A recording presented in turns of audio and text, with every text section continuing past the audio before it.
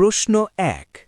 জান্নাতে যাওয়ার পর জান্নাতীদের জন্য পরিবেশন করা প্রথম খাবার কোনটি হবে? ক। জান্নাতের মধু ও দুধ। খ। মাছের কলিজার অতিরিক্ত অংশ। গ। জান্নাতের বিশেষ ফল তুবা। সঠিক উত্তরটি জানার আগে ভিডিওটিতে লাইক দিয়ে দ্বীনি কাজের অংশীদার হন। সঠিক উত্তরটি হবে খ। মাছের কলিজার অতিরিক্ত অংশ। সহি বুখারী ও মুসলিম শরীফের হাদিস অনুযায়ী।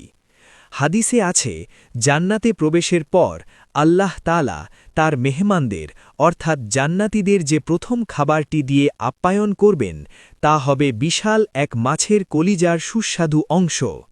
আল্লাহ যেন আমাদের সবাইকে জান্নাতবাসী করেন। প্রশ্ন ২। ফেরাউনের স্ত্রী হওয়া সত্ত্বেও যিনি আল্লাহর প্রতি অগাধ বিশ্বাস রেখেছিলেন এবং যার জন্য আল্লাহ দুনিয়াতেই জান্নাতে একটি ঘর নির্মাণ করেছিলেন, তার নাম কি? ক। হজরত মরিয়ম আলাইহিসসালাম। খ। হজরত আসিয়া রাদিয়াল্লাহু আনহা। গ। হজরত সারা রাদিয়াল্লাহু আনহা।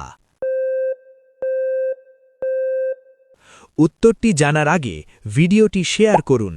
একটি ভালো কথা শেয়ার করাও সদাকা। এই জ্ঞানটি শেয়ার করে আপনিও সদাকা জারিয়ার অংশীদার হন।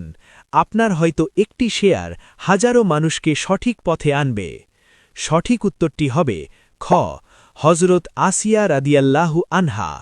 হজরত আসিয়া রাদিয়াল্লাহু আনহা ছিলেন সেই ৪ জন শ্রেষ্ঠ জান্নাতি নারীর একজন, যাদের কথা নবীজি বিশেষভাবে উল্লেখ করেছেন। তিনি ফেরাউনের জুলুম সহ্য করেও ঈমান হারাননি। প্রশ্ন ৩। কিয়ামতের দিন হাসরের ময়দানে মানুষের কাছ থেকে সর্বপ্রথম কোন আমলের হিসাব নেওয়া হবে? ক। যাকাত। খ। রোজা। গ। নামাজ। আপনি যদি সত্যি ইসলাম সম্পর্কে আরও জানতে চান, তাহলে চ্যানেলটাকে সাবস্ক্রাইব এবং পেজটাকে ফলো করুন। সঠিক উত্তরটি হবে গ। নামাজ। রাসূলুল্লাহ সাল্লাল্লাহু আলাইহি ওয়াসাল্লাম বলেছেন, কিয়ামতের দিন বান্দার আমলসমূহের মধ্যে সর্বপ্রথম নামাজের হিসাব নেওয়া হবে।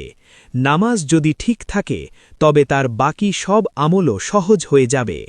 আপনি যদি সত্যি ইসলামকে ভালোবাসেন তাহলে কমেন্টে লিখুন, আই লাভ ইসলাম।